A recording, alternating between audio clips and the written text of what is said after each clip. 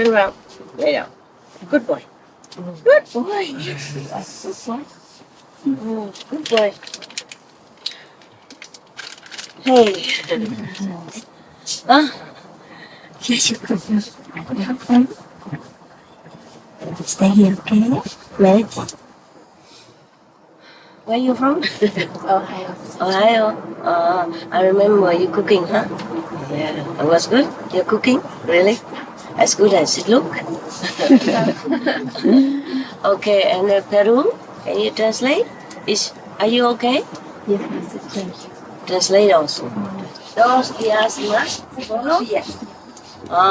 Total 5 días. Si puede, si quiere, puede restar encore. Un poco más. Ok. Si quiere. Gracias. Gracias. Sí, ok, a la casa. Con marido, niños, niñas, todo. mucho trabajo. Obrigado. Thank you, Master. Okay. You understood, huh? It's very simple Spanish. Right? You understood, right? When I just asked if they're okay, and I said, let's stay. How long? Let's stay 5 days. I said, if they like, they can stay longer. If, family allowed, husband, children, and a lot of work, huh? Okay, yeah. You stay, yeah. And Singapore? How many Singapore? Just one? How come? Only one Singapore. Why? No visa? No, because the rest come on the 15th. Okay, they come together. Sometimes it's a different arrangement, understand? And you? Ohio. How many Ohio? 3. Okay. Kentucky 1. Oh, it's okay. Representative, right? Different states. Many of your comrades already came before. It's okay. You take turn. I think the office in SMC, they divide it in different countries and different states, so everybody can have a chance to come. And not all at one in one country, or not all at one from one state. That's why. Otherwise, people complain. Oh yeah, it's not easy. To be loved is not easy. To be hated is bad, but to be loved is not easy. Oh yeah, it's easy with us. I know. It's different. We're uncomplicated. Yeah, humans are different. Okay. Human, we're born intelligent. With a lot of complicated nervous system and intelligence. Therefore, we also complicated in different way. Yeah, it has good and bad. So other people, introduce yourself. Where are you from? Malaysia. Malaysia? How many? 3? 4? 4 boys. Okay. How is Malaysian doing? Very good. Malaysian initiation, okay? Yes, sir. Your country is peaceful, huh? Yes, it is. And improving all the time. I'm glad for you. I'm glad for you. Yeah, what is? You go and collect all this stuff. Huh? Yeah, it's not good for you. Don't you eat your phone here? Yes. You don't care? Okay. I love you. I love them. I love you too. And? Georgia, USA. Georgia, USA. How many? 5 people. 5? Yeah. Oh, you have new center, huh? Yes. Congratulations. Thank you. I also give you a gift for new home, huh? And continue. So how is Georgia Center doing? You're building things up or just keep it as is? Finished already. Huh? Finished. Finished? Yeah. Okay. We complete for center. Everything passed the inspection. Everything what, look? Everything passed inspection. Yeah. Past inspection. Yes. Oh, it's all legal. Yeah. Wonderful. The government came. Yep. The inspectors came and say your center okay. Yep. So you officially recognized and And you can meditate now. Yes. Wow, they know it's a meditation center. Yeah, they know. Wow, tell me how many rooms or how many bathroom? How does it pass instruction? We have the center for the meditation, 1,200 feet, not enough for 100 people. And we have the 2 bedroom for men. Oh, that's good enough. Yes. For a small center. Yeah. Yeah, very good. And they have the 2 small rooms storage for the book. And everything look very nice. Okay. Did they ask how many people will come? There's 30 people. Okay, congratulations, huh? Okay. It's good to have your own meditation center. Yes, because then you can always protect this peaceful and meditative atmosphere, calm. And when you go there, you feel like it's a place of refuge, and you feel good. You meditate well. Then it gets better all the time. As you meditate, you build up your energy. Is that new built house or already there? We bought the old house. The old house and renovate. We remodel for everything. Yeah. It's good. Yeah. It's good. Yeah. You are doing good. Georgia Center is doing very well. They have a very busy Loving Hut restaurant. Yeah, very beloved and very welcome by their community.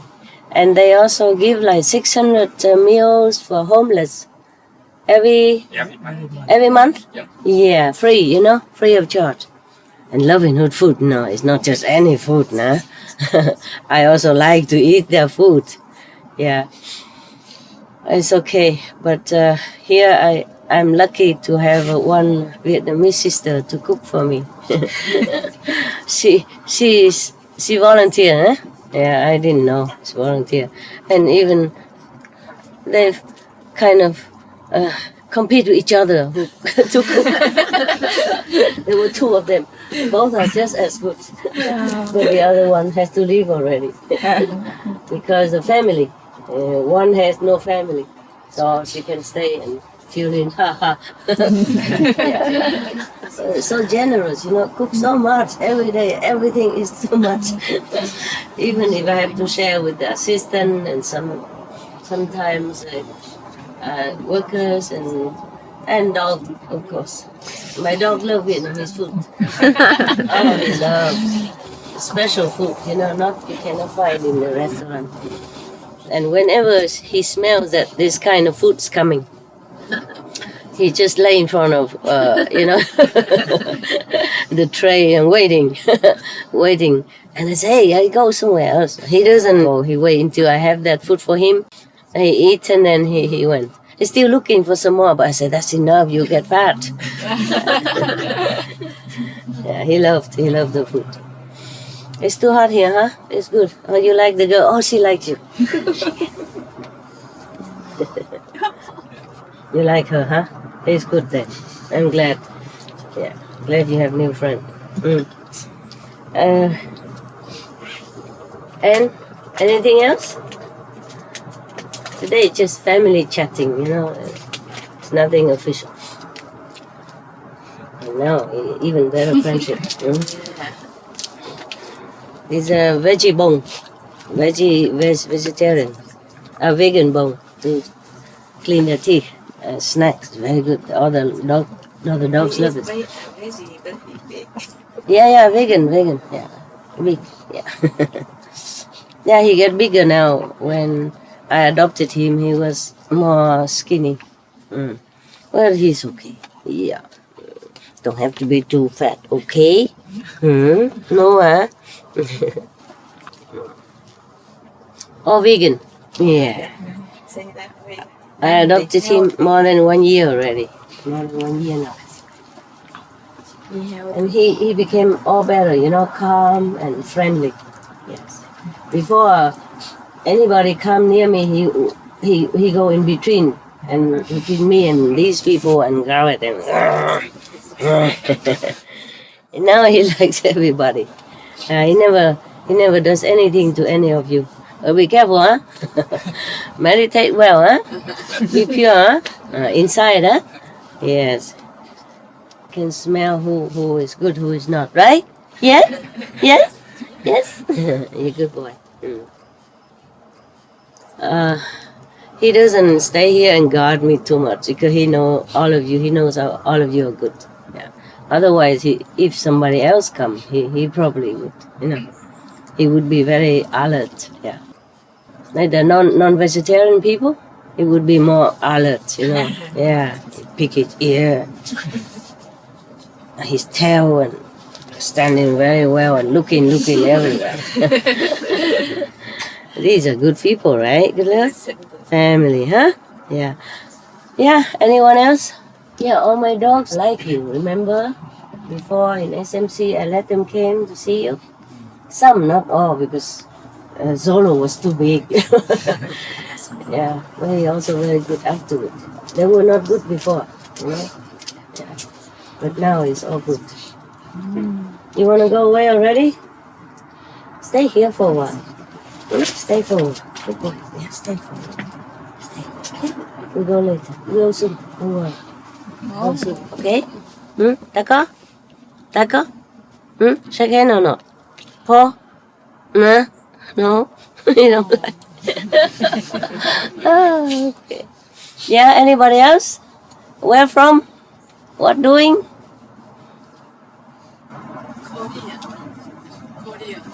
Korea. Oh, somebody translated for you? Yeah, every little group. That's good also. We organize, huh? We're good. Okay. Everything good in Korea?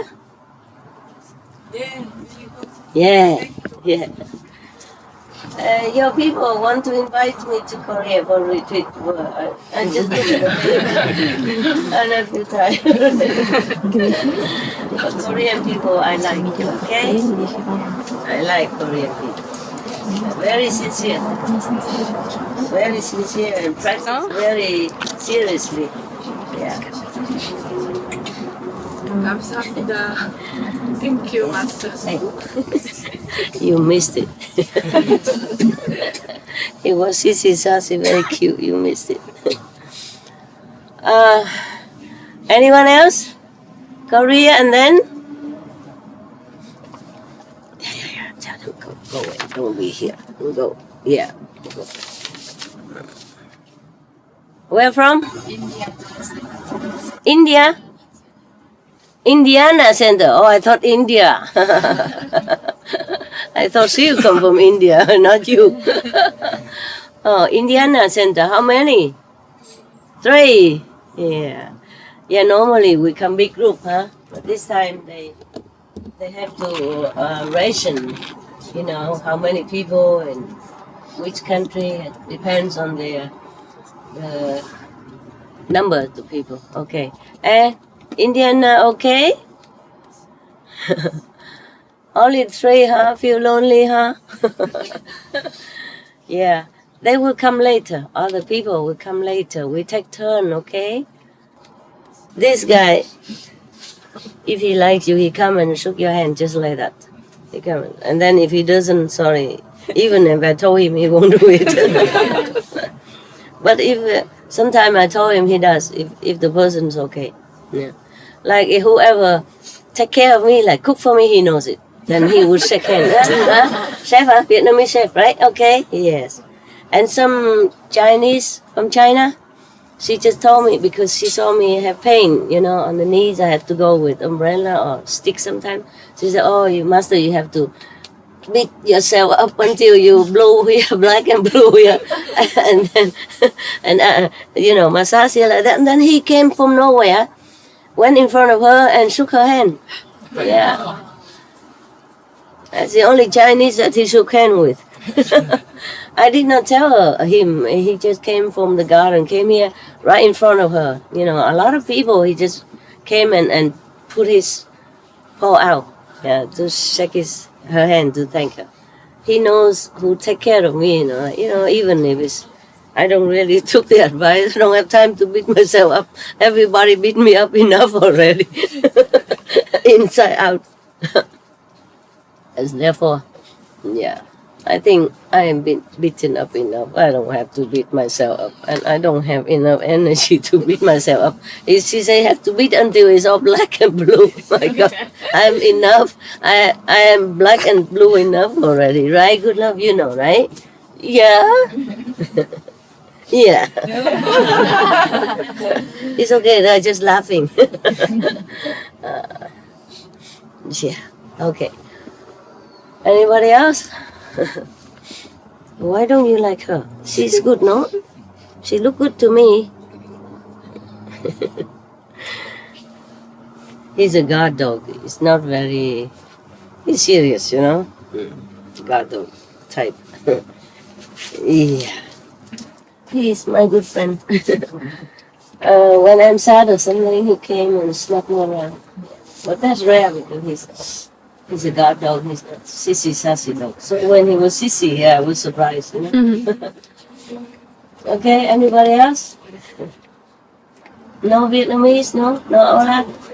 Yes? Nothing to say? Where from? Âu Lạc ở đâu? Con ở Hạ Long xin rồi. Hà Nội, Hạ Long, Hạ Long, Hải Phòng. Hải Phòng. Dạ. Hải Phòng bao nhiêu? Hải Phòng. Hai người, ba người. Hà Nội bao nhiêu? Hà Nội nhiều hơn hả? Sài Gòn có không? Không. Người Nam không có? Toàn mấy đồng chí bên đó qua hết. Sao Hà Nội bây giờ vui lắm mà, nghe nó vui lắm hả? Cởi mở hả? Rất là tốt hả? Chính phủ tốt hả? Yeah. Vậy mới được chứ hả? Yeah. Càng ngày càng phát triển mà ha. It's very nice. Hồi đó chị Hai muốn đi qua Hà Nội, không biết làm sao đi. Hồi còn chiến tranh nữa mà. Thấy nhiều khi quay chụp hình Hà Nội rồi nói Hà Nội 36 phố phường ngàn năm văn vật thì thích đi qua lắm. Mà bây giờ đi qua được thì không đi được. Hồi đó không đi được thì muốn đi. Bây giờ có thể đi được nhưng mà cũng không đi được. Nó có nhiều cái ranh giới ha. Có nhiều ranh giới.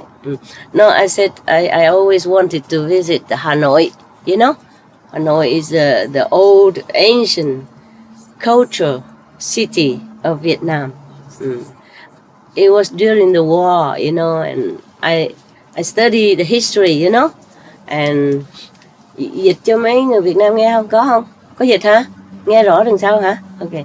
And I was study all the history about Hanoi, beautiful and all that, and the central culture of Vietnam. That was the most ancient city of Vietnam. Yes, and the south were after. Yeah, after a long time, many generations. But Hanoi was the main city. Yeah, main capital. Everything started from there, and it's most traditionally kept. Yeah, it's beautiful, and the accent, you know, is beautiful. They speak like they say it's a pure Vietnamese. Yeah.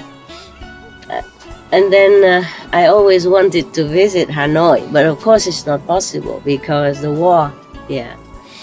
And then I say now no more war is possible, but I cannot go either. I don't feel like I can go yet, you know? Maybe later. That's what I told him. आज एउटा प्रश्न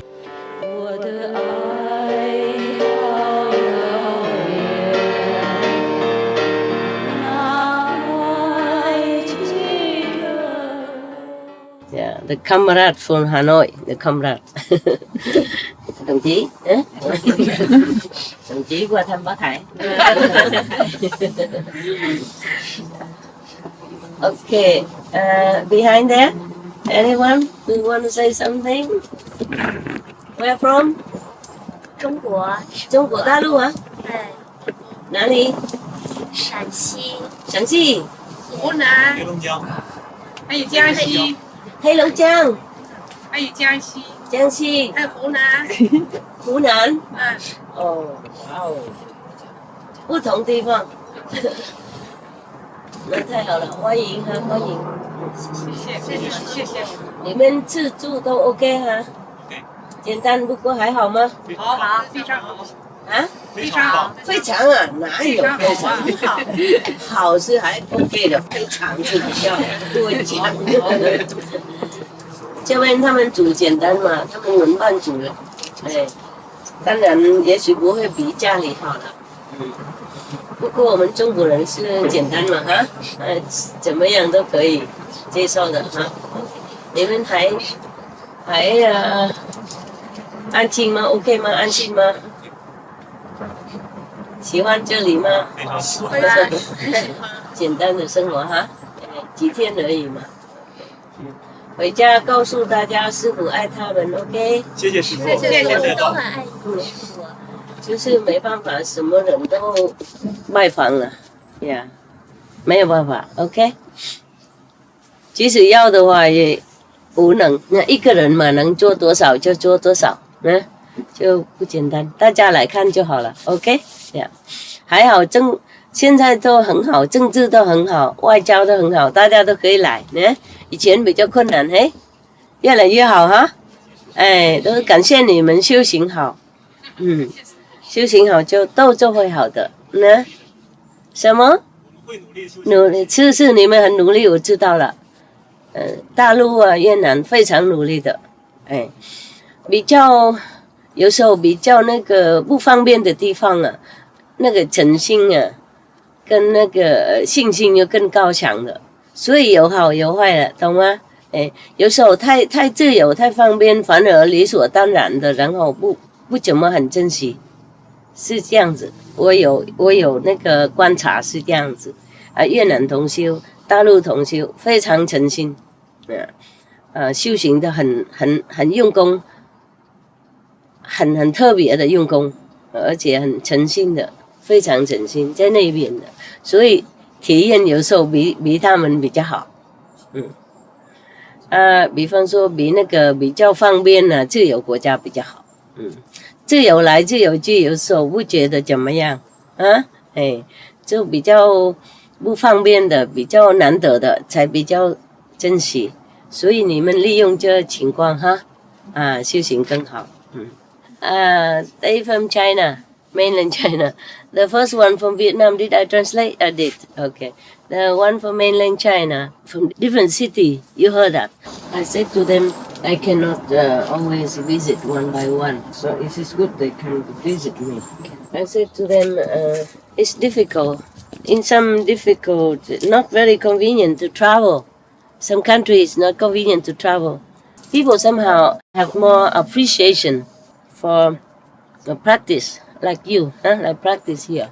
I said I have observed, all these years, that the Chinese from mainland China, I said, to some countries, of course it's much better now. I say thanks to their diligent practice.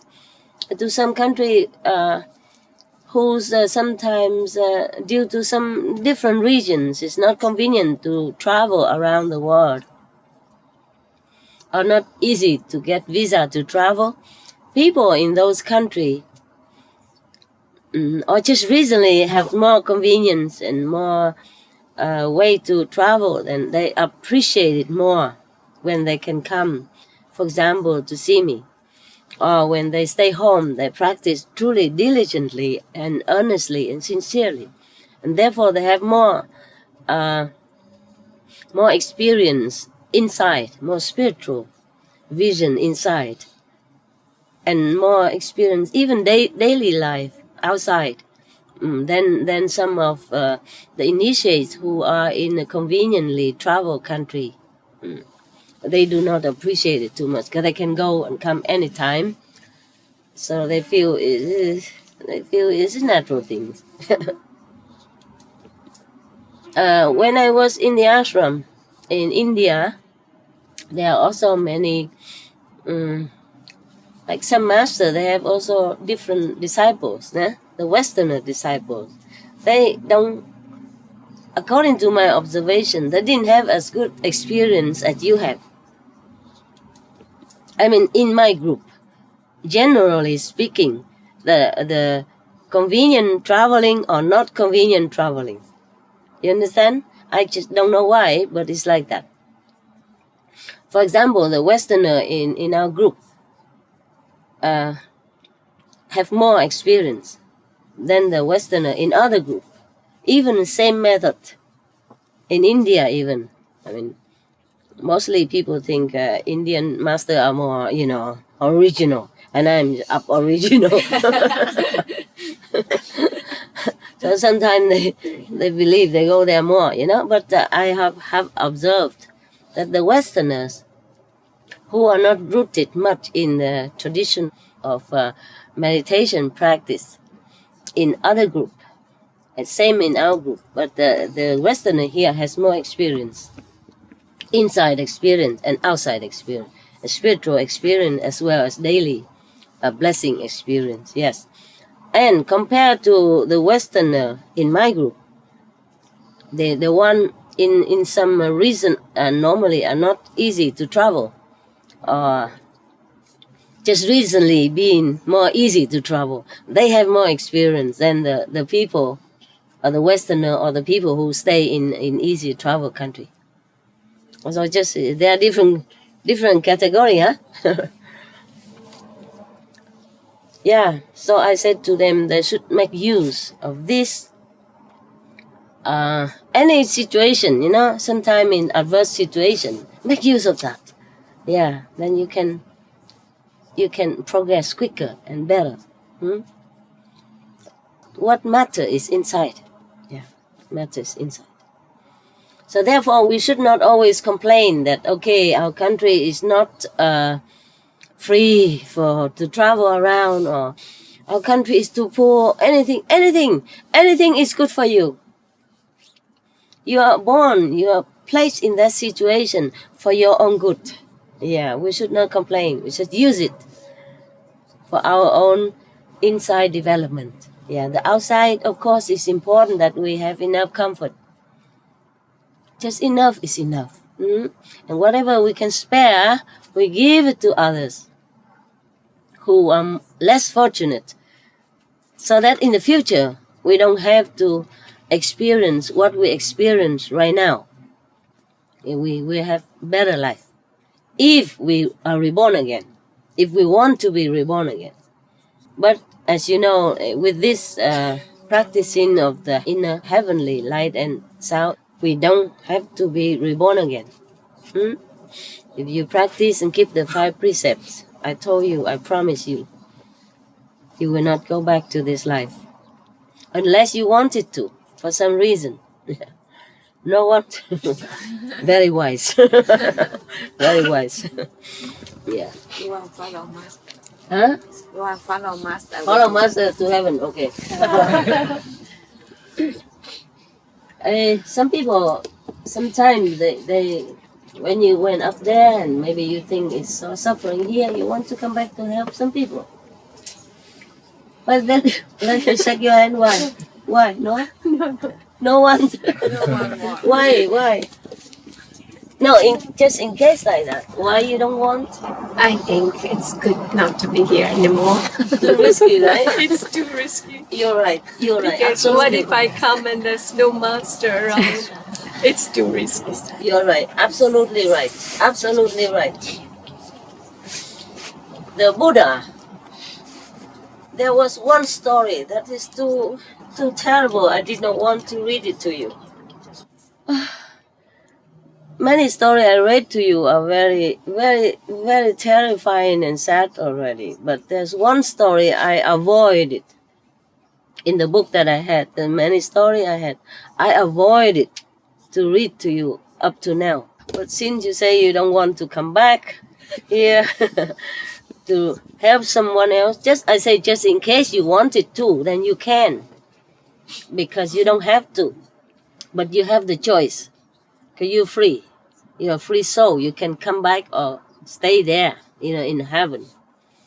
And then the master will keep lifting you up until you're completely free and never ever have any karma at all. But in case, what I mean is, in case you want to come down, because some people like to come and help somebody, who knows, then you can. Do it at your own risk. Because, why are you crying, love? I don't want to get trapped again. You don't want trouble, can you, right? I want to help the people, but Very wise. can we get trapped? Yeah, you will. Then I don't want to. You can. You get can. trapped. Okay, good. Then I tell you the story of the Buddha, okay? But I will make it less, I don't know, I will try to make it less terrible, but I'm not sure if I can. I don't need the book, I know the story. Because it was too beyond my imagination, beyond anything that I could bear. So it's impressed in my memory that I won't forget. So I don't need the book to read it to you. But it was also the story from Anand. Eh? Say, thus I have heard, etc.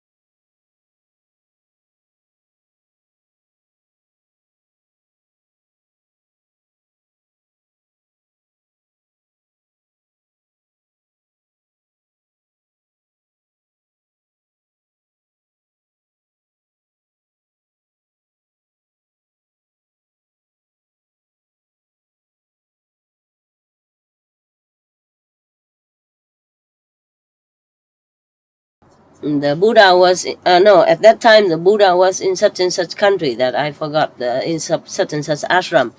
It doesn't matter, okay? Yeah, somewhere in India then, in one of his ashram that people built for him. And there was a story about the, I better get the book. To make it more authentic, Yeah, I know the story, I just can't remember the place where the Buddha was. And I just want to make it authentic. And I will try to modify it so that it doesn't sound terrible. But all of you can hear the translation, squeeze together so you can hear translation, okay? I will get the book. Where is that story that I don't want to ever read? Now I have to find it because I didn't mark it.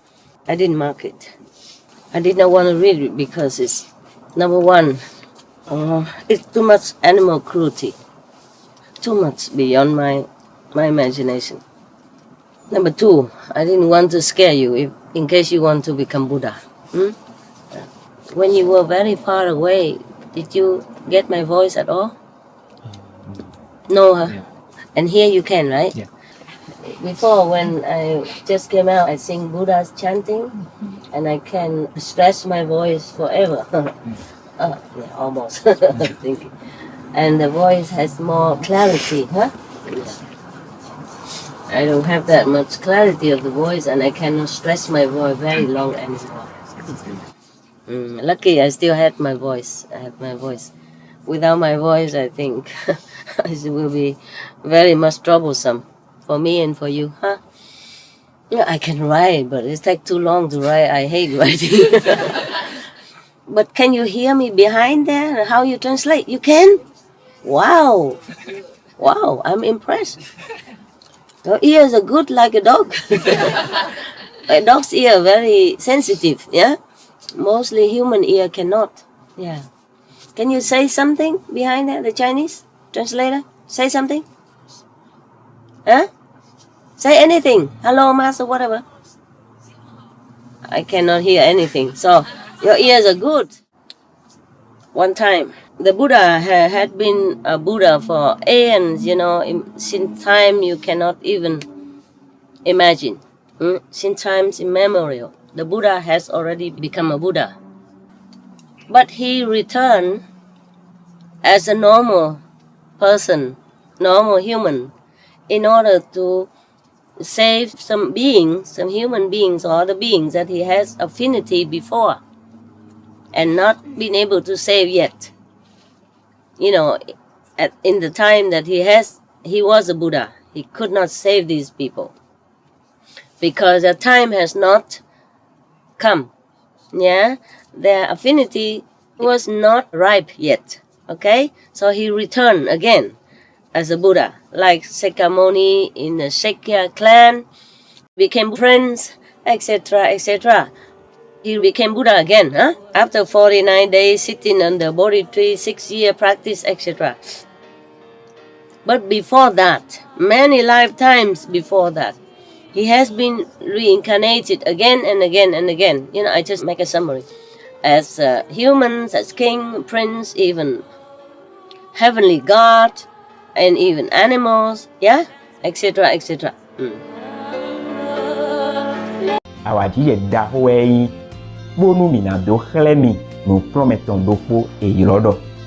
Buddha si gbe ho de yin we ziza hosu da horopo. Apahwe atongo do mandome aizenji do mensipo deviton le potenti do glensi gbeme do zo sun azan wewe go lehwe fo elan afoton do yovo tome.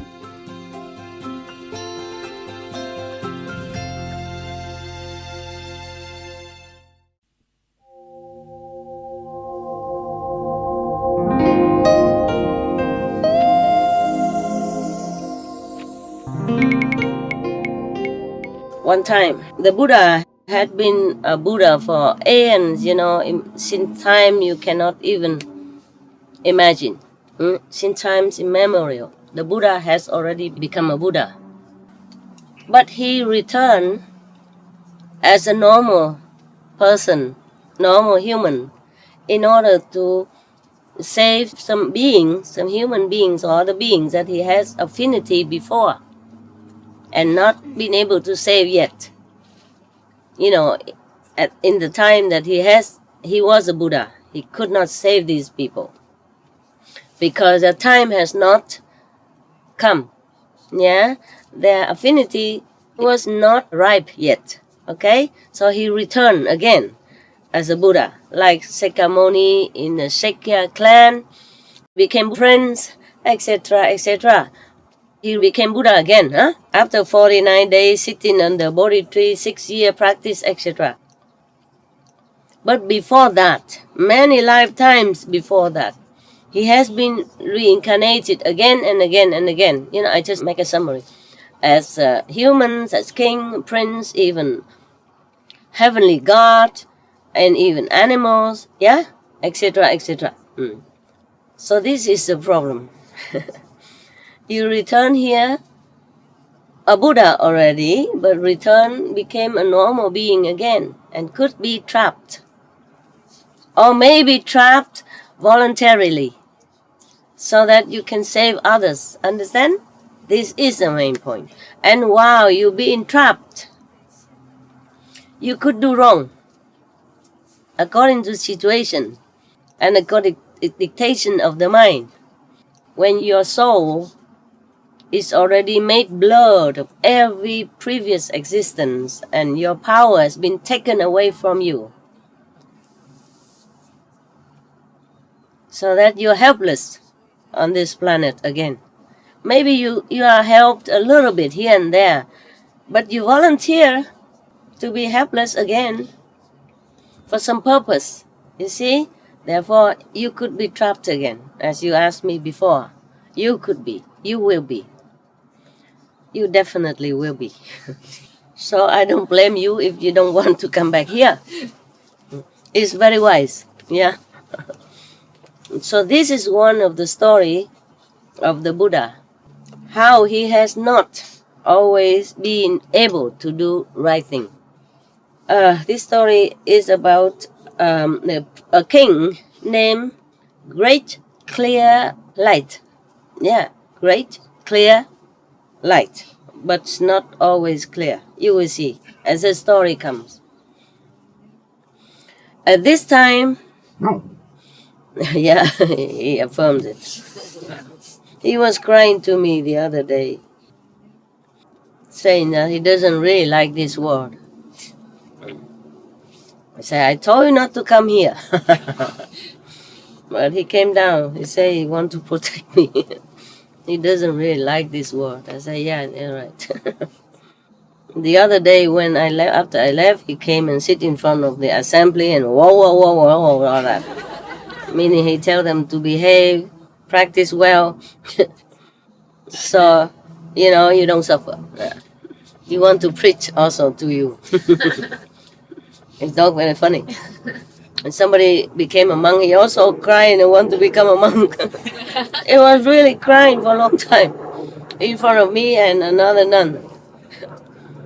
And then I said, okay, I will shave your head and you'll be a monk. But later I said, being a monk doesn't mean you have to shave your head and wear the clothes. And then he became, okay, he accepted. When I preached to you, he also came and wants to preach to you the other day. Yeah?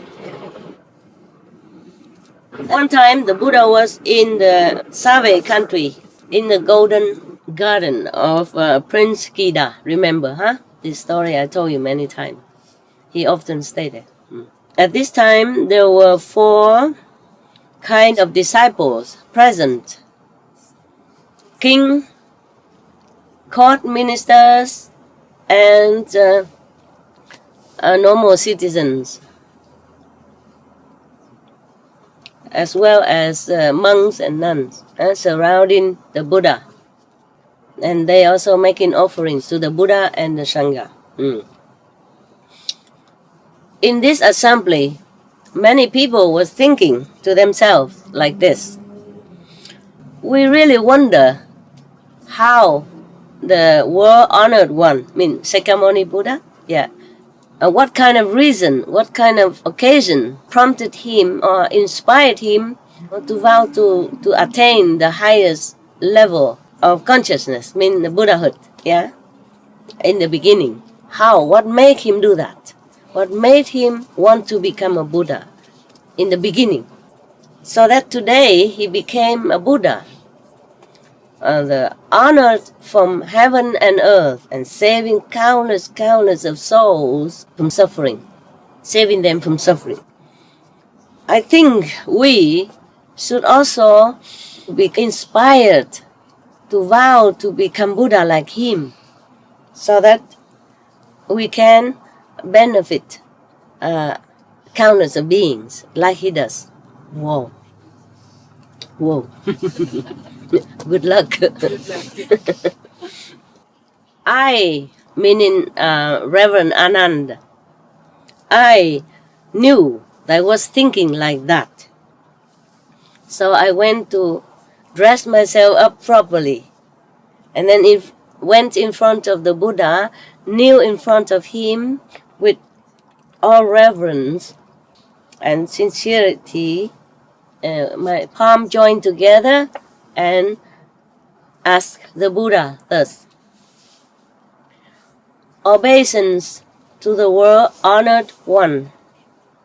The assembly all wanted to know what kind of reason inspired you to become a Buddha, to want to become a Buddha, to want to acquire greatest wisdom. Please, could you be merciful and tell us, so that all of us will derive greatest benefit. So the Buddha said, the Buddha is really very honest person. He's telling the story whether it's good or bad. He told the story from himself, from the past incarnation of himself, even if it is not very good for him. I mean, not that we imagine. Because I myself also did not like this story very much. That's why I did not want to read it to you. I told you last time. I mean, the last time I say is finished the book, but the last I say is really finished now, no more. And I put the book away already, until today. And then I picked up again because you say you don't want to come back here to save others. And you ask me whether or not will you be trapped again here. I say you will, definitely will. And this is a story of one of such occasion, okay? So I picked this up again and read it to you again. But this truly will be the last story, okay? Because other story, please, no. All right. So the Buddha said, excellent, Anand.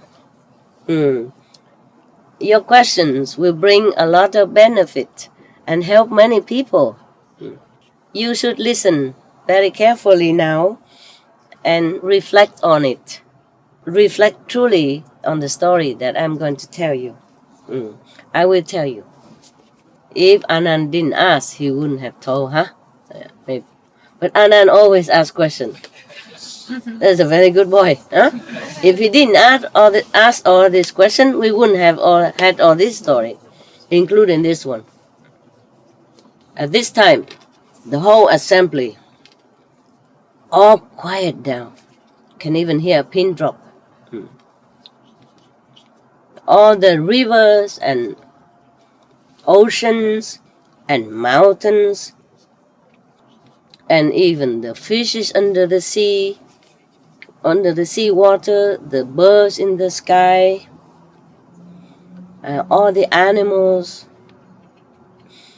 all the assembly from heaven and from heaven beings that come down to the assembly, the dragons, the devas, the demons, the ghosts, the local devas, the guardian ghosts around in the whole planet, whole universe. It's all quiet down and listen. Everybody look up onto the Buddha's radiant face and pay all attention. Their hearts feeling both frightened and attentive. The Buddha said, Anand, you should know, in the past period of time, long aeons ago, you cannot even imagine how long. We cannot count the time since that time until now. Also, on the same planet, this earth, there was a king of a big country. His name is Great Clear Light. He has great wisdom. Mark it. Wisdom he has. Not that he doesn't have, okay? He has wisdom, intelligence, and great merit. He's not a normal person, okay? Not ignorant even, okay? Yes. He is very benevolent as well. And he has a very majestic appearance. Yeah, his body healthy, strong, beautiful. Yeah. So you see, he's not just a normal person like you and I, huh? Not ignorant even, have wisdom, has intelligence, has lot great merit store, and majestic looking, and benevolence. Yeah, all that. And wait and see. If he's born as an ignorant person, are you scared, huh? Yeah, me too. Yes. Now I read it back. I know the story, but now in detail, you understand? Such a noble, benevolent king. Have great merit, store even. It's not like he has nothing or he's a very violent king or dictator, nothing. No. Good one, very good one. He has a good friend. It's a neighboring king. They are both very, very, buddy-like, yeah? They're helping each other in any way possible. From material things to emotional, mental, anything, they help each other, they lean in on each other because a good friendship, best friend. And whatever they get, the best things on earth, they would share or give each other as present. One time, the king of the neighboring country, the same, his friend, the king from neighboring country, went hunting. Imagine, still going hunting. Not him, but the neighboring king, his friend, went hunting, and captured two baby elephant. Their body is so pure white, like crystal, shining, beautiful. And so the king of the neighboring country thought, wow, this is wonderful. I'm going to gift my friend, the king Great Light, one. And one I keep for me. Yeah. So he took the two baby elephant back home and decorate him with all the jewel or beautiful embroidered cloth and velvet and silk. Decorate the elephant. They still do in India and Thailand nowadays in the festive occasion. They do that, make the elephant more beautiful. As if they care. As if they even care for all this jewelry. They only care for banana, good grass, clean water, and some fruit, watermelon, whatever, etc. Yeah. Okay, but so he decorate the beautiful elephant more beautiful, and then dispatch his subordinate to bring the small elephant to the king Great Light as a gift. Oh, the king of Great Light, we just say Great Light, quickie, saw the beautiful elephant, also very rare elephant, because it's the whole body is white and clear like crystal. I saw, oh wow, okay. He thought it's a precious thing. Okay, so he asked one of his person who knows about elephant, who can train the elephant to take care of this elephant. His elephant name is Tangsa. He said, okay, you have to take good care of him. Okay? And give him all the best food you can that he likes. And you have to train him thoroughly. Yeah. The elephant caretaker took the elephant and, of course, did as the king ordered him to do, and trained him after a while. And then he became already very, very obedient. Well trained. Housebroken. Okay, after a while of training, the elephant has become very, very obedient and good. Yeah. The elephant caretaker came and talked to the king. Your Majesty, I obey your command and train the elephant. Now he is very good. Whatever I told him, he do it. He's very, very, very obedient, very good now, very wonderful now. Yeah. So please let me take the elephant out into the open, in the open, and then we can show it to everybody. Yeah. How he can do some tricks. Yeah. How I can control him. So the king was very glad and said, okay, just delay for a few days until I post notice. I tell people post notice everywhere so people can have time to come. Okay, So after the citizen saw the notice of the king about the elephant show, everybody came from the big city to a small rural area. Everybody came, group by group. A lot of people came. Yeah. And then the king, riding his horse majestically, went out with all the court officials and guardians, and looked very, very awesome. This elephant is a male elephant, of course. He was now in his time, tip of his energy, power, and his hormone also raging inside, like some of the males when they come of age. Oh, wow. Very strong, powerful. Eat a lot of good food and vitamin, and even more strong and more powerful. And his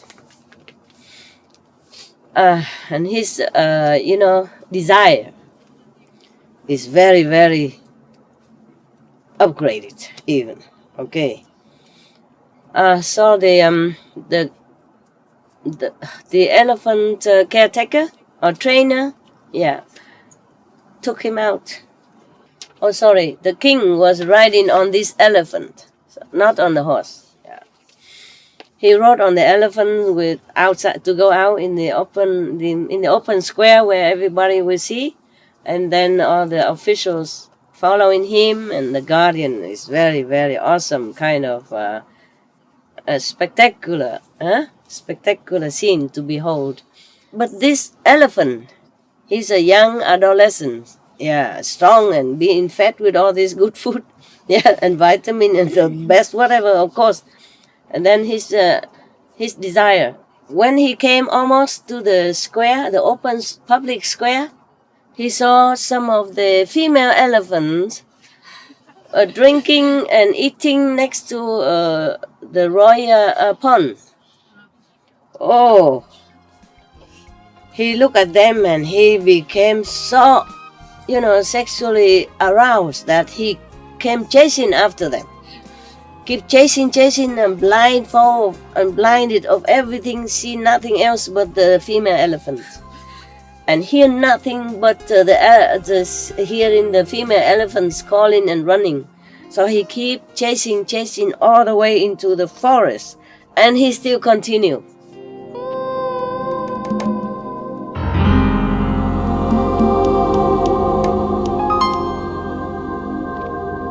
Awadzi da hoe bonu mina do xlemi no prometon do po eyirodo buda si gbe ho de yin weziza ho su da ho do po apahwe enengo do mandome aizenji do mesi po deviton le potentin do klensi gbeme do zoosun azan wewego do lehwe fo elan afoton do yovotome.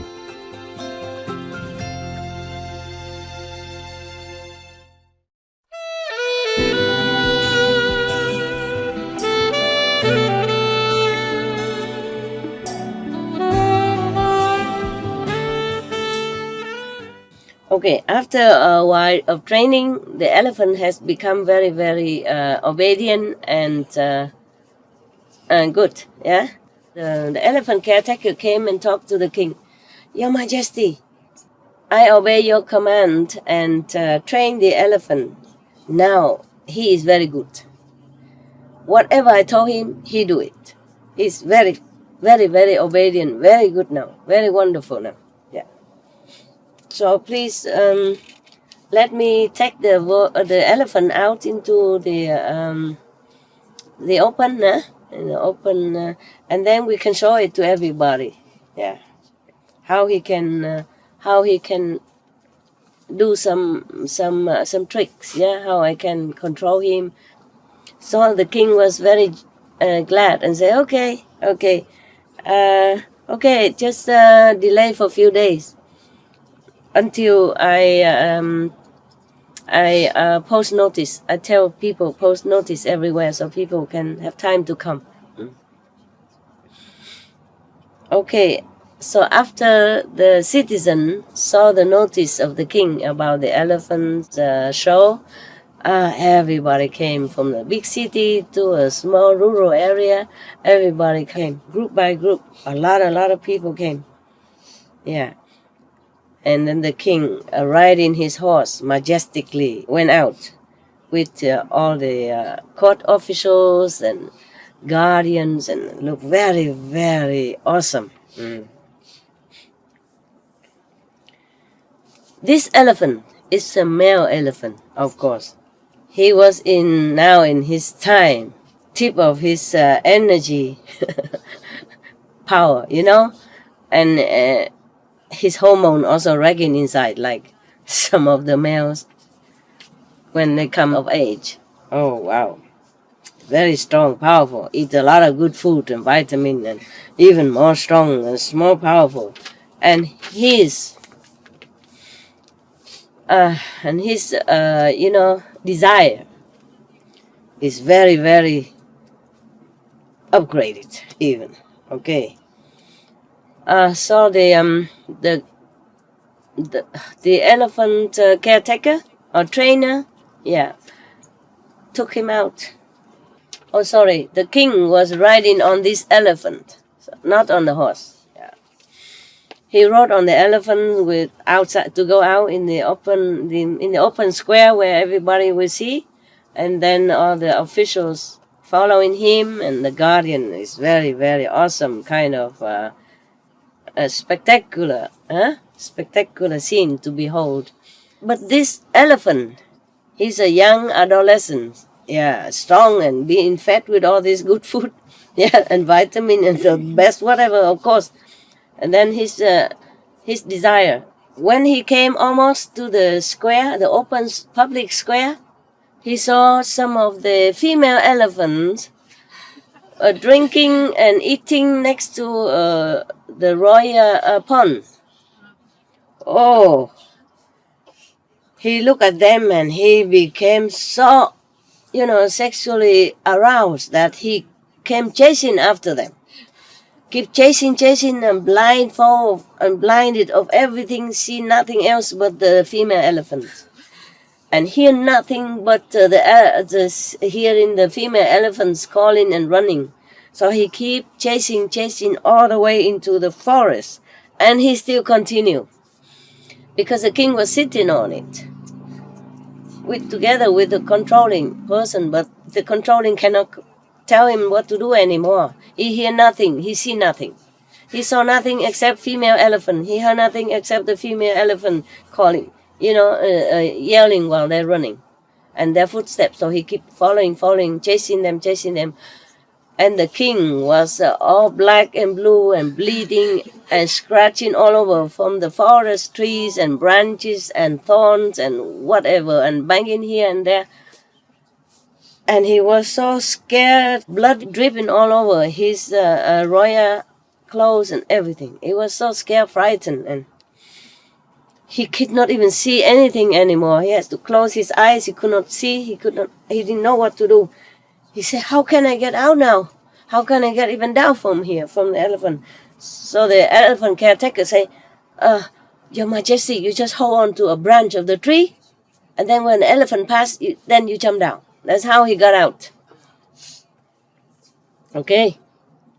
So he listened to him, and then he dropped down to the ground after the elephant continued chasing the female elephants and went past already. But he sat down under the tree, breathing like like a summer in the summer heat, And then he touched all over his body, blood everywhere, and there's no crown, no hat, nothing anymore, just blood everywhere. And then he feel pain now. After the frightened period is gone, he feel pain all over his body, and he feel very, very bad. And then he was so suffering and pain and feeling very, very, very bad. He's in bad shape and feeling very bad. The caretaker of the elephant also held on to the branches of the tree and also dropped down on the ground. And then he saw the king sat there, so miserable. His face like a horse. Yeah, long like a nose of the elephant. His face very long. Sad, suffering. And very, very sad and very sorrowful. So he knelt down in front of the king and said, "Please, Your Majesty, forgive me. Please do not feel sad anymore." After a few days, when his hormone surge calm down, he will remember the good food and the beautiful clean water and the soft place to sleep. Then he will come back. The king said, "I don't care about the elephant. Don't ever mention to me again." The caretaker was thinking that he missed the elephant. What do you think? So stupid. Even I would know that he doesn't miss the elephant. Understand? He was just feeling, angry and sad. Yeah, because of his state of being right now. Bleeding all over and no clothes and tattered and no hat, nothing. Doesn't look majestic anymore. Yeah. He said, he was very angry. I said, "I don't even want to see you. I don't want to recognize you anymore." Yeah, not just an elephant, but him, the caretaker. No, okay. And then the caretaker doesn't know what to do, so he just sat a little bit further and just sit there and waiting for the king to calm down and to be less angry. Yeah, all right. And then at that time, many court officials and his concubines and queens and soldiers, run, and then met him there, run after him and come and saw him there. On the way, they saw his hat on the ground, broken, his clothes, and then they saw a lot of blood on the ground also. Yeah. And then they saw that the king was riding on another elephant to come back. And then everybody was scared, worried if the king died, if the king might die. So they're all crying like rain. So when they saw the king come back and, he doesn't seem to be too sick or anything, and they were happier. Yeah. After a few days, the elephant male already satisfied his own desire, hormonal desire, then he came back. Because he's also fed up with drinking dirty water in the forest and eating those rotten grass, dry and rotten grass. So he came back into the palace. And the caretaker came in and said to the king, "Your Majesty, the precious elephant has come back." Precious. Yeah. Please come out and have a look at him. So the king said, "From now, I don't want to see you, and I don't want to see your elephant. Leave me alone." So the king, the caretaker said, "Your Majesty, even if you don't want to see me and the elephant any longer, but at least you come out and see my talent, how I can control the elephant. And tell him what to do. At least one time, he wanted to prove it. He wanted to prove to the king that he really had done it. He really trained the elephant, So, okay, the king said, "All right, if you say it so, all right, I give permission."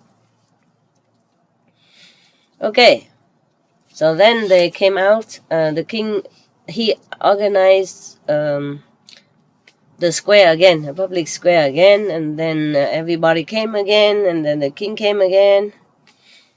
Everybody came again, a lot of people again. Okay, the caretaker brought the elephant out. He brought out 7 pieces.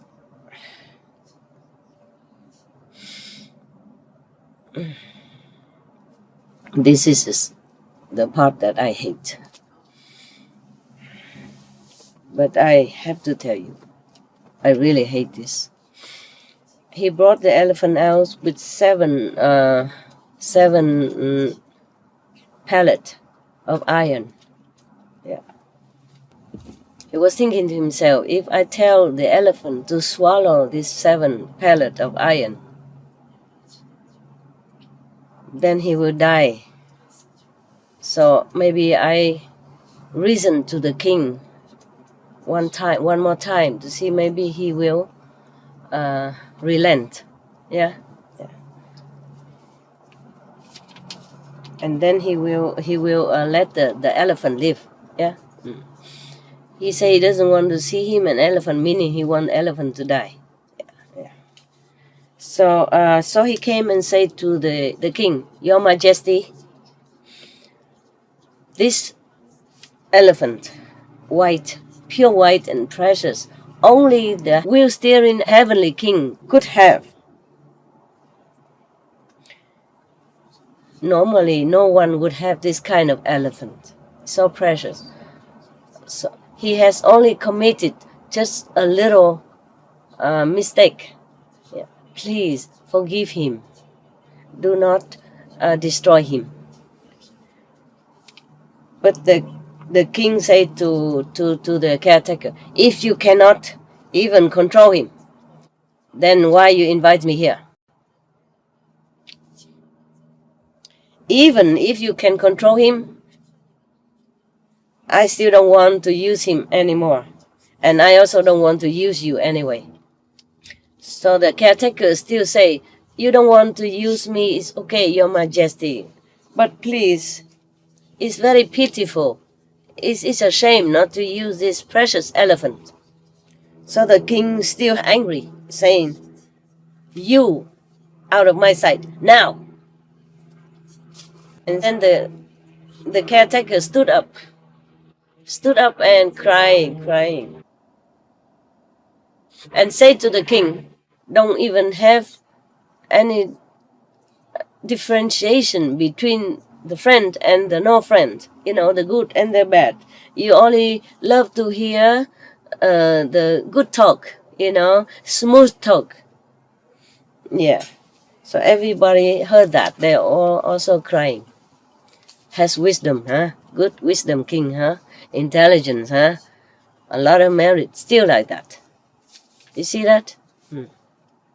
Because everybody in the assembly knew that they knew, and they were all watching the elephant now, because they know when they saw the caretaker burning the iron pellets to make them hot and red, understand? Burn it red. And then they know that the caretaker will ask the elephant to swallow them. So you understand? That's why I didn't want it. This is a place that I could not even bear. I read the story once and I could not forget, and I never want to read it again. That's why I didn't want to read it to you. But maybe it also offers you some advice. That's why I read it for you today, okay? Maybe I should not always read to you the good things, but also maybe the bad things as well. So maybe you can learn from it, okay? Yes. If you think it's not good for your children, please don't let them watch or hear this one, okay? Until they're older. Got it? Yeah. All right. They all knew that the elephant was going to be forced to swallow these 7 burning red iron pellets. I could not cry no more. I was so choked. I was almost collapsed on the ground when I read this story. That's why I did not want to even mention it. And then the caretaker was using his might as the controller, as the boss, as a chef. Say it to the elephant. Elephant, you have to swallow these burning iron pellet. You see, it's beyond human cruelty, beyond animal cruelty, that's why. And today I'm stronger, otherwise I couldn't read this. Okay. The elephant heard the caretaker spoken thus, he was so frightened. He was shaking and trembling. And he knelt down on the ground and looked toward the king and cried with tears streaming down his face, wanting the king to forgive him. But the king was still angry. He turned his head away. He felt even more angry. I don't understand this. If the elephant was crying, how can it make the king more angry? You understand me now? A king, a reincarnation of ancient Buddha, full of wisdom, has great intelligence and merit, still getting angry. Even the elephant already knelt and cried, begging for forgiveness. It makes him angrier. He turned his head away, meaning he didn't care. So the caretaker knew the king didn't pardon the elephant. The whole assembly felt so sorry that they all cried. Imagine it was you.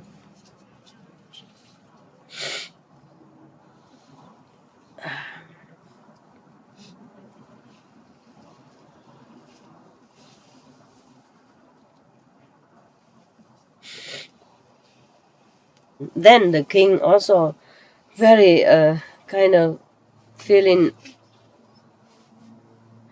awe and surprised.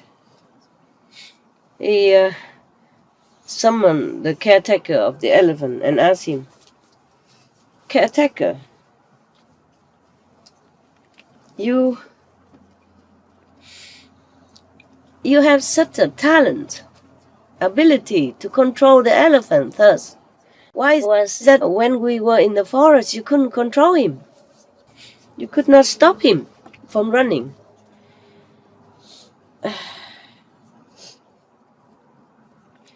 So at that time, the god of the peace reside in heaven knew that the king, great light, has already aspired to attain the ultimate spiritual height, like already aspired to want to become Buddha. So he used his godly power he make the caretaker of the elephant kneel down in front of the king and speak thus: "Your Majesty, I can only control his body. I cannot control his mind." Yes, that was spoken from the God. God from the peace reside in heaven. That's the name of the heaven. But spoken through the mouth of the caretaker. Otherwise, the caretaker probably could not have spoken at that time. Number one, he was too emotionally hurt, shocked, pain. Yeah. Number two, maybe he has not enough wisdom to say such thing. Yeah. So the God in heaven had to use his mouth to speak like this directly in front to the king, so that the king can ask another question, accordingly. So the king asked him, "Then who can be the one who could control his body as well as his mind?" So the heavenly God also spoken again through the mouth of the caretaker of the elephant: "Your Majesty, only the Buddha can control his mind as well as his body." Hoy tenemos la bendición de presentar una de estas inspiradoras conferencias tituladas La encarnación anterior del Buda como un rey llamado Gran Luz Clara, parte 5 de 6 entre maestra y discípulos, dado en inglés el 12 de septiembre de 2015 en Francia.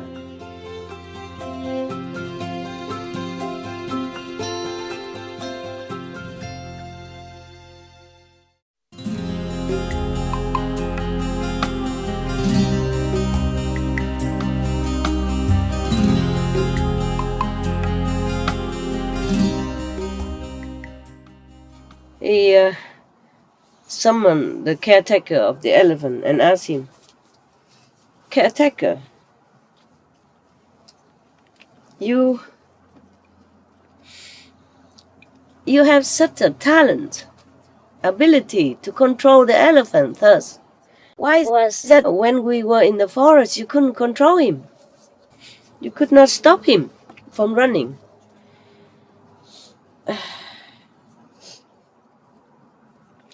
So at that time, the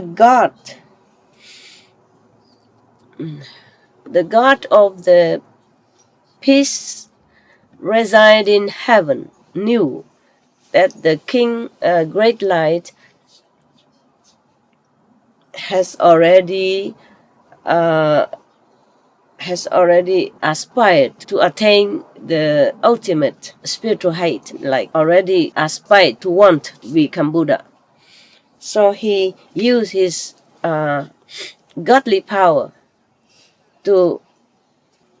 he make the caretaker of the elephant kneel down in front of the king and speak thus: "Your Majesty, I can only control his body.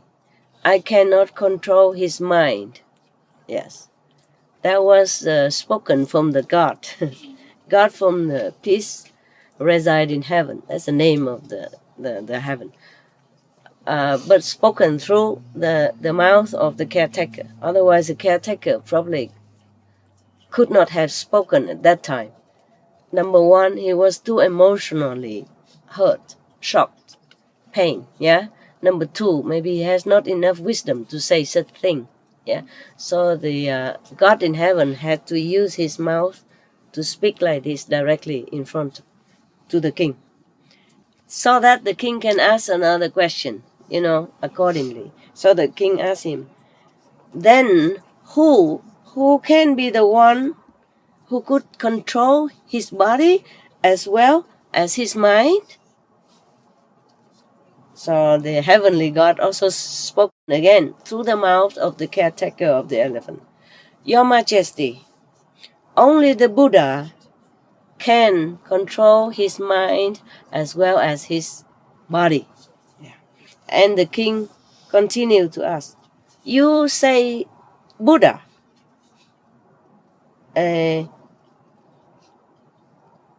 What kind of quality, what kind of seed, original quality or seed that makes up a Buddha?"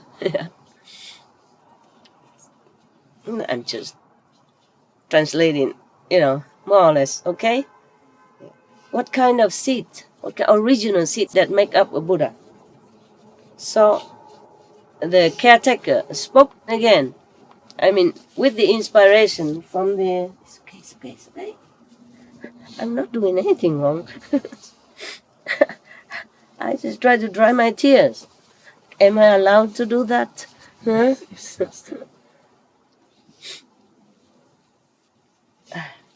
It's not the first time I cry, or did you see me on the first time I cry?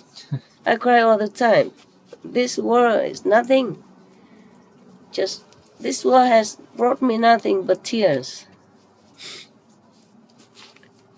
If you avoid me today, tomorrow you get me again. Many times when they see me crying, because of animals or something like that, they always turn the camera away. I don't know why. Many times like that before. So sometimes you suddenly see the blank screen in front of you, when we're doing live or something like that, or even later, because I try to avoid my emotion. There is something bad. Yeah, I have not become wood or stone, I told you already. Yeah? If I became emotionless, then I cannot understand your emotion. If I became like painless, if I can avoid pain, then I cannot understand your pain. If I can avoid sorrow, or control sorrow, or ignore sorrow, or nullify sorrow, then I cannot understand your sorrow. Thus I cannot help you. in time of your pain, in time of your sadness, or in time of your trouble of any kind. Understand? I retain all that, all the emotion of humans, so that I can help you. Okay? Crying is nothing to be ashamed of. People cry when they're in sorrow or in happiness. It's just emotion. And then the caretaker of the, excuse me,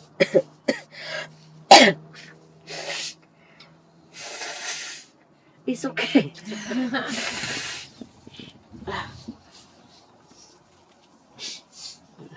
Thank you anyway for your politeness. I have nothing to hide, okay? I'm just like you. I just have something else. I just have something else more than just the eye, the physical eye, yeah? And that something else I also share with you. And I also reawaken that something else in you, understand? But you have not become inhumane or less human or dishuman because of that something else. It's just extra. It's just something we always have. Always had, but did not know had. And then so I help you to remember that, to awaken it, okay? Through initiation. All right. Now, so the caretaker answered the king thus, Your Majesty. But the caretaker could not know this. You see, this is a talk of wisdom. So the God of the heaven of peaceful dwelling have to inspire him from inside.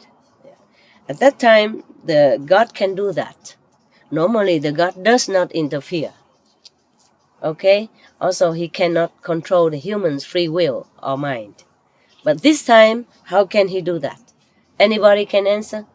It's going to... okay, I read to you first, okay? And you think about it. Your Majesty, there were two primordial seeds, primordial qualities. Seeds or qualities that gave birth to Buddhahood. Yeah. One is wisdom. Two is compassion. Yeah. Diligently doing charitable work. Keep the precept purely. Being very patient. Very diligent in practice, meditation. These are two seeds. And then from that give birth to 6 paramita, in six great way, yeah? The first is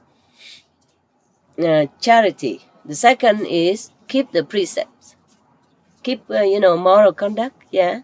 And the third is being patient, tolerant.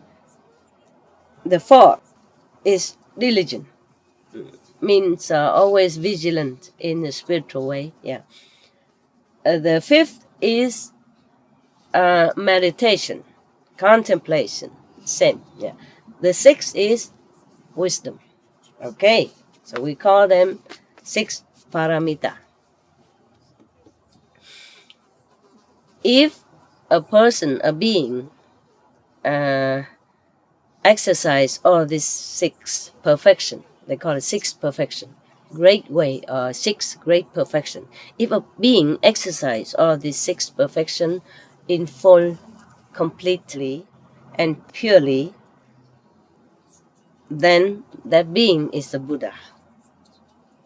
Understand now? Yeah. So, this person, this being can control himself, him or herself, as well as other beings. Now, you tell me, can elephant caretaker have such a wisdom to preach to the king in this way or not? Yes or no? No. No, okay, then. So now, because the God of heaven, I told you before, the God of the peaceful dwelling heaven inspired him from inside to talk to the king like that. Tell me how the God can do that, despite human free will.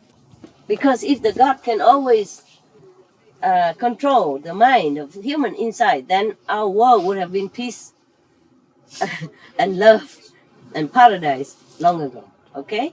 So you tell me why this God only inspired this person at that time. Why? How can he do that? Anybody can tell me? One candy, right? Yes, tell me. Because the sacrifice of that elephant. Because the sacrifice of that elephant? Somebody else? Maybe in that desperate situation, the guy prayed to God. The guy prayed to God? Yeah. But the elephant already died. Because he afraid of being killed by the Oh, he's afraid of being killed? Okay. Didn't say here. Yes, but maybe. Okay. Anybody else? He's compassionate at that moment. Who has compassion at that The moment? caretaker. The caretaker? Anyone else? Maybe the God see no the king will become Buddha, but he maybe make a really bad karma this time. Maybe interfere the path to God, to become Buddha. Maybe will hinder his way to Buddhahood. Anybody else? Maybe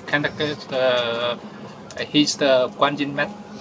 Maybe what Practice. funny method? Yeah, Kuan Yin method. Who? The caretaker? Yeah. Didn't say so. Oh, okay. No. Yeah. Possible, but they did not say so. Because he did not say that he practiced anything. Yeah. Even if he practiced Kuan Yin method, if he does, then he did not need the heaven to tell him.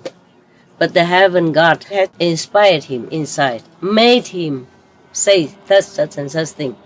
Because at that time, why he could inspire this guy, why he could interfere with the free will of a human being, because at that time, I guess, I pretend that I know. Yeah, I pretend that I know. I guess that at that time the caretaker was so shocked, so deep in sorrow, so profound in unimaginable sadness and pain, in such situation, because he was crying and he loved the elephant, the innocent elephant. So I guess at that time his mind is free of all kind of struggle and free will and ego and thinking and whatever. He was so deep in sorrow that heaven can inspire him, can interfere with this human affair. Understand? Yes. Otherwise, even if a Kuan Yin practitioner is inspired to tell such thing, not every king will change their mind. But also because at that time the king already feeling somehow remorse. Yeah. I guess anyone would feel terrible like that the elephant would be so obedient that to willingly die in such a terrifying, gruesome way of death. To know that he might do that and to see that he does it is a different thing. Understand me? The thing is to know that you might suffer in the war. You run away from war, like from war-torn country. During the war, the terrifying feeling of that, you might know about it. But not until you became one refugees and running yourself. You heard about it. You saw it on TV. You think you understand what it's like to be running as a refugee during the war, running for your life, running with the terrifying feeling, knowing that you could die or wounded any moment or captured. But you don't really know it until you are truly one of the refugees. Do you understand now? Therefore the king, with all his wisdom, intelligence and benevolence, despite his gentle heart, could not imagine that the elephant would willingly die like that. Understand? I mean, against his will, just to do it. because he has to obey, because he see no way out. You understand? To see that and to see the elephant die in such a manner, in such a way, then awaken the king. His compassion again. Understand? Yes? Because he thought, oh, the elephant. First he hurt him a lot and now he just kneel there crying, he doesn't want to listen. You see what I mean? He probably think the elephant won't do it. Even if he thinks the elephant will do it, because he ordered to do that. Even if he think like that, he thought like that, he could not imagine how suffering it was. He could not imagine how gruesome. He could not imagine until he actually saw it. You see what I mean? It is a different scenery altogether. Therefore, after the king saw that, he probably feel awakened in him the love, mercy, and compassion again. And his Buddha seed, begin to sprout a little again. Therefore, the God of heaven, you can see the king's mind has changed, the king's heart has changed. So he can be inspired. Both the king and the caretaker of the elephant at that time, both their minds are right now empty. Empty vessel for any good imparting of wisdom and logic. Therefore, the God of heaven could inspire, could use the physical instrument of the caretaker to speak to the physical instrument of the king. If one of them are not ready, he also would not want to do that. What's the use of talking to deaf ears? Eh? For example, if the king was not really already frightened and awakened himself, this compassion, loving kindness in him, then it's no use to tell him good things. Yeah, he will not accept.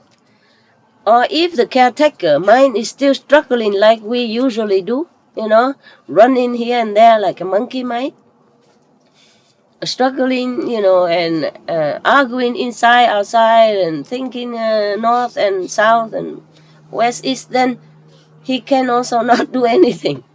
Yeah, he cannot use a physical instrument if the mind is in chaos. Now you understand, yeah? You think it's logical to you? I'm just talking nonsense. Logical, huh? Yeah. So now you know. So that's why sometimes you went out, or you went out of yourself, or you went out of your house and you try to talk to somebody outside who looks intelligent, who looks kind of understand things, but you told them about Kuan Yin method, Supreme Master Ching Hai, this and that. They just, you feel like you're talking to your knees or your elbow, huh? And then you feel hurt and you feel disappointed. You came home and say, but why? Master teaching, so obvious, so good. I just want to help him. And this guy, he's like an idiot. Why? Normally he's very intelligent. He has PhD, he's this and that. How can he not understand such an obvious, simple thing? Because the mind. Yeah? Number one, maybe he listens to you, but he doesn't really hear anything. Okay? Because he's too busy thinking of his mathematic problem, his computer, his boyfriend, his girlfriend. Could be boyfriend. Yeah, don't laugh at me. It's true. Huh? Yeah, and you know what I mean? He doesn't really listen. It looks like he's listening. But he's not hearing anything. I don't understand anything. Even some of your brother, sister, they hear me many times, but they don't listen. Okay? They hear here, they come out there, or they hear here, and then they go down, and then it goes out. So only when the mind is really quiet and empty of all conflicting, contradicting thought, then we understand perfectly. We hear perfectly. Yeah. That's why the ears, the eyes have to shut. And try to shut the inner ears, the inner eyes as well. Then you will reach heaven. So when you're quiet, very quiet, or the mind is so exhausted because the body is all tired, working all night, come home, you sit well. Yeah? And sometimes you thought you can sit all day, you wish you can sit in the forest doing nothing, just sit, but you can't. You sit, but your mind run all over the planet. Yeah. Either supermarket or television, you can't see nothing. Huh? And also the God cannot interfere because of that, because of our free will and because our mind running all over. The God cannot control our mind. They are not allowed to. In this world, there is the world of control, of award and punishment, of law and order. Visibly and invisibly, the gods have to take their hands out of it. Some gods don't even care about the affair of this planet. Some gods don't even know until they want to know. Then they look down. They know. Okay? Just like sometimes you don't know anything about what's happening in the world, but if you watch television, if you want to, you open your television, you turn on and you have a look and you know. Yeah, you know something from Sri Lanka, from America, from anywhere on the planet. Or you watch on the internet. Yeah. If you don't, you turn off. The gods in heaven, some gods, they also turn off their vision. Presentar una de estas inspiradoras conferencias tituladas La encarnación anterior del Buda como un rey llamado Gran Luz Clara, parte 6 de 6, entre maestra y discípulos, dado en inglés el 12 de septiembre de 2015 en Francia.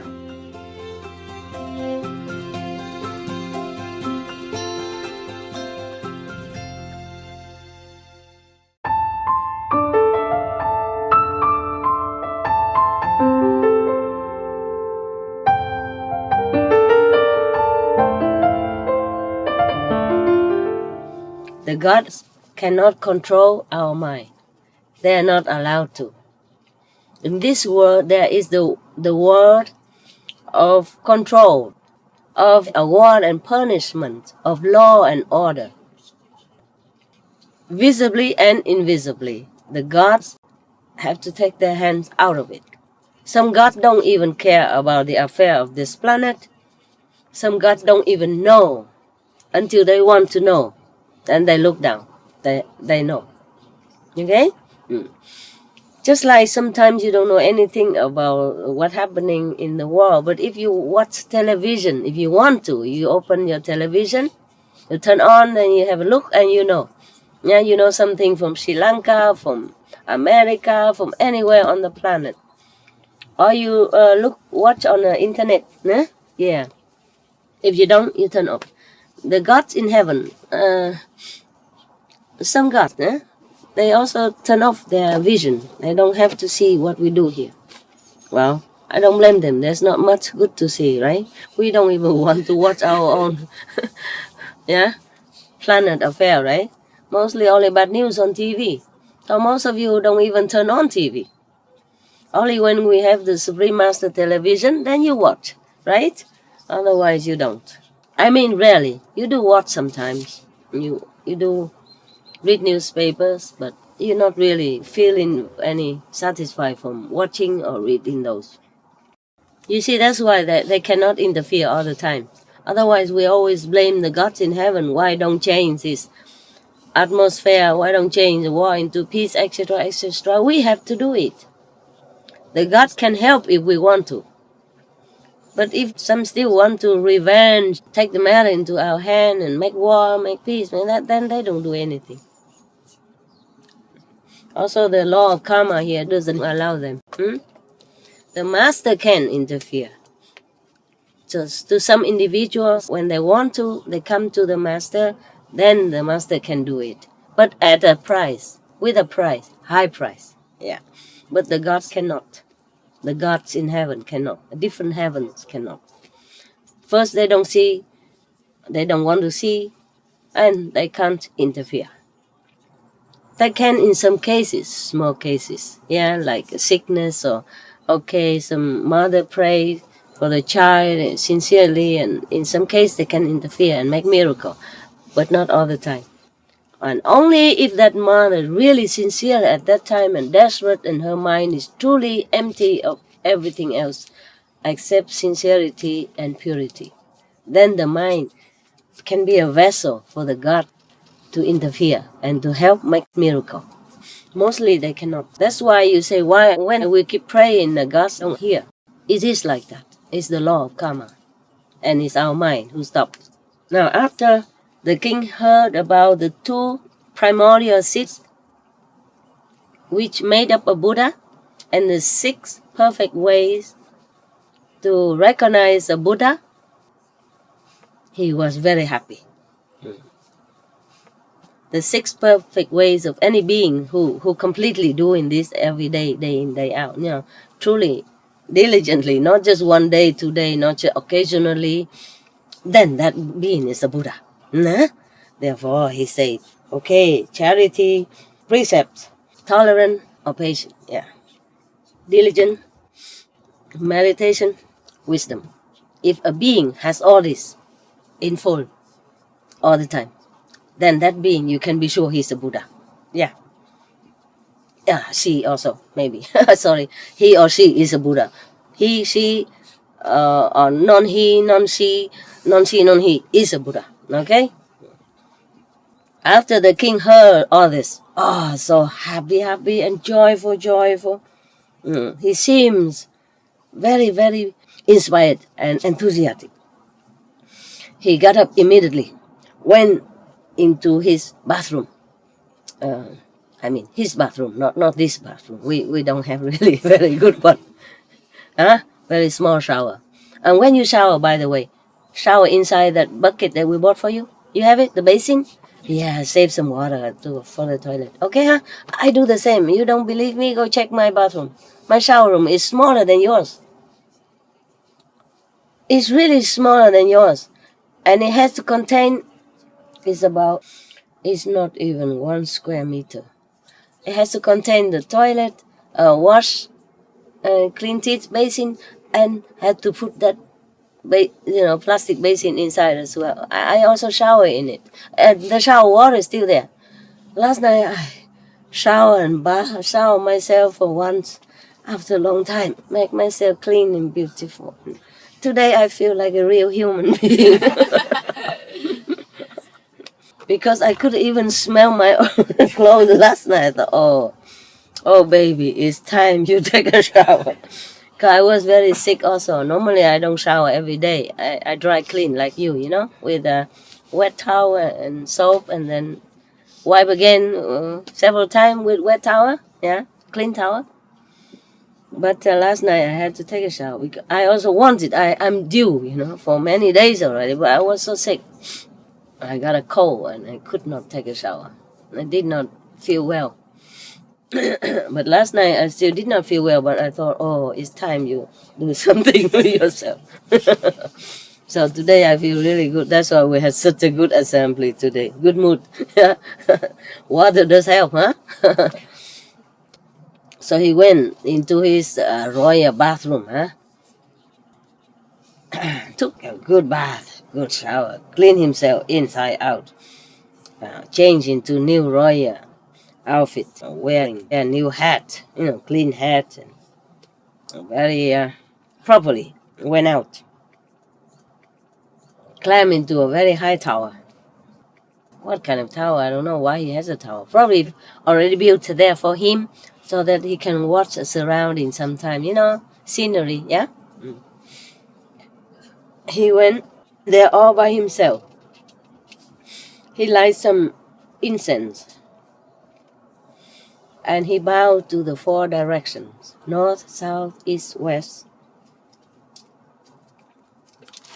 And he made an oath. He made an oath to heaven and earth first. From now on, I vow to treat all beings with great compassion, equally, he said. And then he recited a poem. Pray that this merit be transferred to Buddhahood, my Buddhahood in the future. If I will become a Buddha, I will control my mind. I will be able to control my mind and appease all beings. It means make peace in their minds. Yeah. If any one being is still lingering in the non-interrupted hell, even if I have to spend 1 aeon doing merit to help that person and to rescue him from suffering, I will go there to stay 1 aeon instead of him, if I can help him, if I can help this person in hell.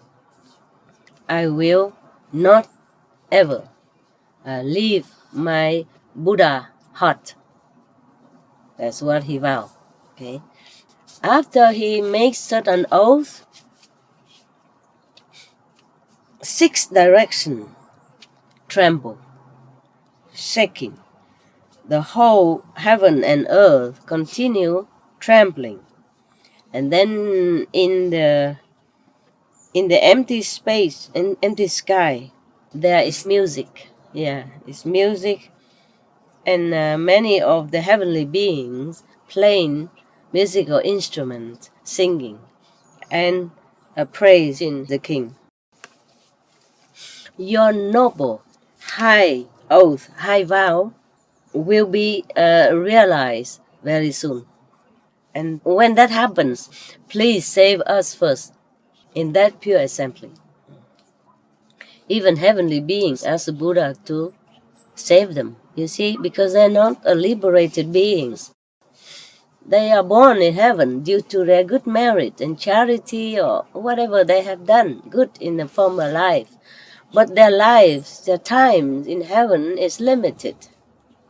They cannot stay in heaven forever. They cannot enjoy that blessing forever. When their merit runs out, they will have to be reborn again in lower level or human life or animal life even.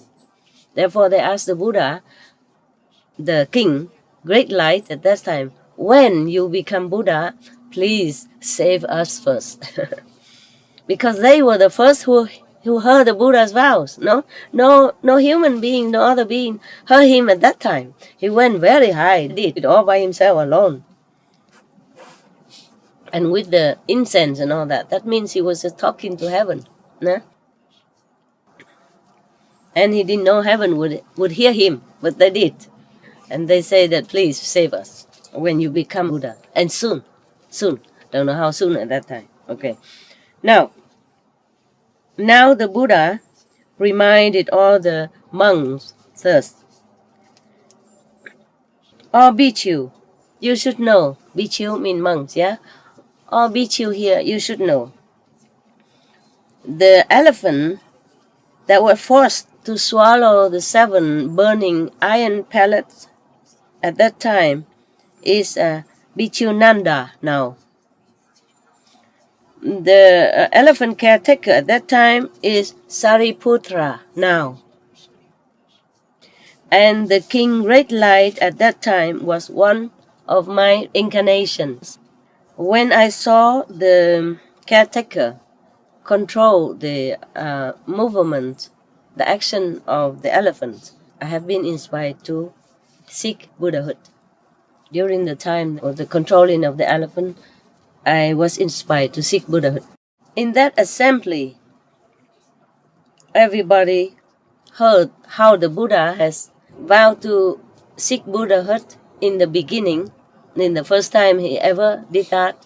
I mean, in that period of time, everybody was very joyful.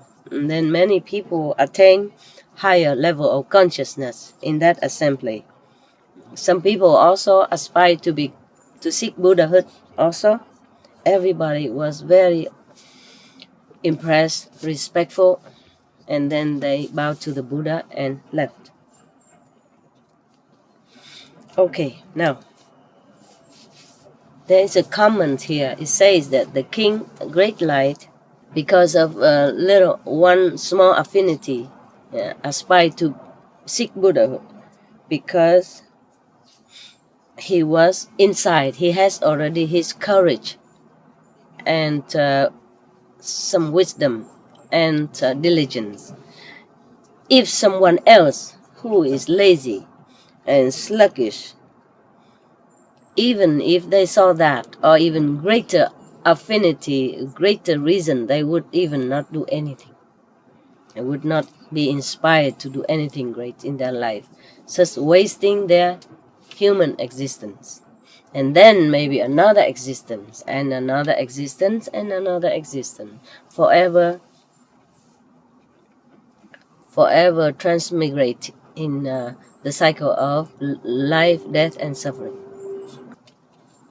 They say that, the comment also say that we should reduce or cut off our greed, our sensual desire, indulgence in physical pleasure. And we have to turn our life into the way of moral conduct, of enlightenment, of noble aspiration, so that we will be liberated and we can liberate others, like the Buddha does. End the story. Thank you for listening. We should really thank the past masters, monks and nuns and scholars who have taken time to record the Buddha's teaching after the master's nirvana, and also for the past and present persons, lay or monks or nuns who have really dedicated themselves, sacrificed their time and precious health or under any difficult situation to translate this so that I can read it to you. We have to thank them. And may they be blessed forever by all the Buddhas, past, present, and future. May their merit be immense. May they be liberated forever. Thank you. I saw even men were crying. Wow, I read the story. Yeah. I have warned you before, otherwise probably you would feel more shocked and pain. I guess you were ready, you were more prepared. I was also prepared. After warning you many times, I also feel warned, and I was more calm now. But when I first read it, I could scream. I cannot bear. I will almost collapse. I imagine if it's me, understand me, I feel what it's like.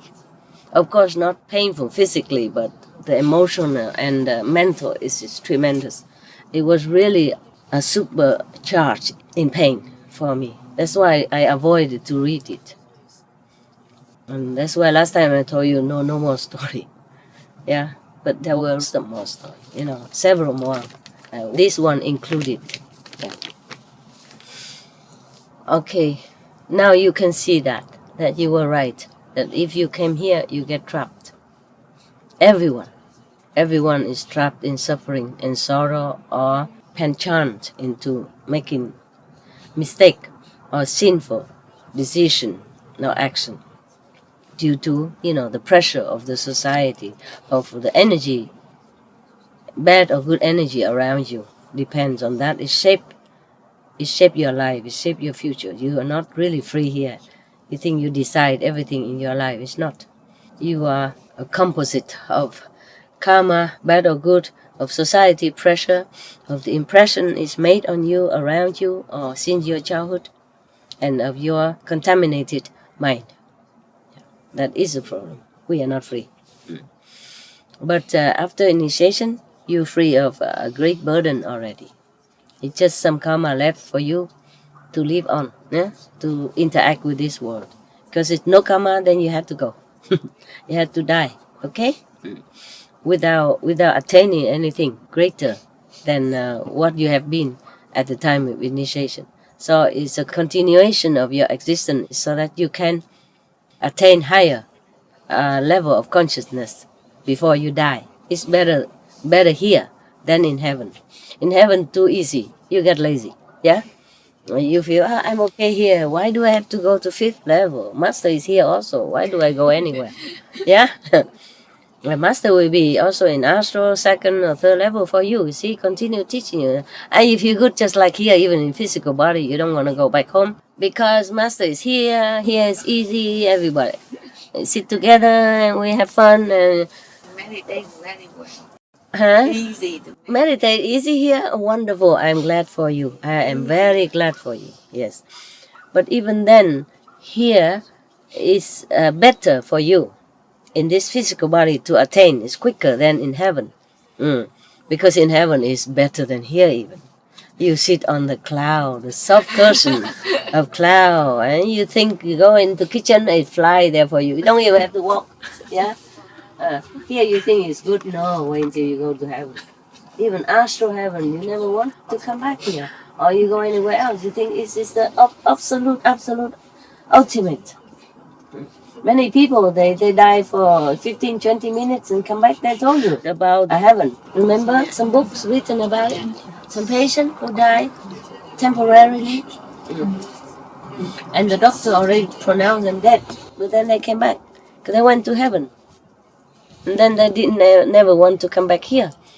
They think that is the ultimate heaven. Because they would see Jesus or Buddha came and greet them, you know. Yes, the masters are everywhere. Can assume any form that you believe in so that you're more familiar with. Understand? And they feel tremendous love from that being. And they feel they're at home. They feel that's it. That's heaven. Meaning the heaven. There's nothing else better. Yeah, that is like that. Therefore, in heaven, it's less easy to meditate. Less motivated. Yeah? Because you have nothing else to do. You enjoy all the time. Why sit? Why meditate? What for? It's wonderful here, isn't it? Here easy to meditate, huh? Why is that? It's easier here or SMC or it's the same? easy to when we go see master. And then easy to meditate. Just sit down and gone. I don't know where we're going. Don't know where. I don't know where I'm going. Okay. Until like a 2-3 hours, I'm back. Yeah? So I'm quick, back. huh? Yeah. 2-3 hours like nothing. Yeah, I huh? can Okay. just So master has to be there. Is what you meant? Thank you so much. I think one thing is a good thing in this world. You just keep meditation well and then follow master, go home. That's a good thing. Simple, huh? Yeah, easy. And I remember like a first time we came here for like a 7-day retreat and I don't know, forgot the first time 80 contact person to go see master. 7 days, not lie down, but I'm okay. Go, lie down. Go. I mean, just close your eye. I don't know where I'm going. And then when I come back, eat time. Eat. Time to eat. Yeah, time to eat. It's good. Just sit and eat. Yeah. That's your job. But the time is, fly, master. Time flies so quick. Yeah. Okay. And whole day. Whole day. It's good. Whole I day. was worried you're tired because you sit too long. It's okay, huh? If you feel pain or something, just get up and walk around a little bit. 2-3 meters here. My house very small. How you hurt? Yeah? Somewhere. Okay. You mean in somebody quicker? Okay, it's good then. It's good. I'm glad. Yeah, I saw you many times. I passed by in the daytime or nighttime. You're very diligent. Yeah, meditate very well. It feels like that. Yeah, it's good. Okay then, huh? It's time to eat now also. You didn't go anywhere, but it's time to eat now. Yeah, wow. Today I stole your dinner time. Are you very hungry? No. Look. All right, maybe see. What? Yeah, okay. It's enough for now, and you go take a rest, eat and drink, and stretch out. Yeah, and don't talk too loud, okay? Yeah. Not because of me. We conserve our spiritual blessing and energy. Number 1. Number 2. not disturbing the tree, the trees. Just keep quiet, okay? I mean, you meditate anyway, right? If you talk less, yeah? Talk lower voice. One person talk, okay, but many together, then it becomes a... See you later. Okay. I love you. Thank you. Right. I love you. Thanks for being attentive, okay?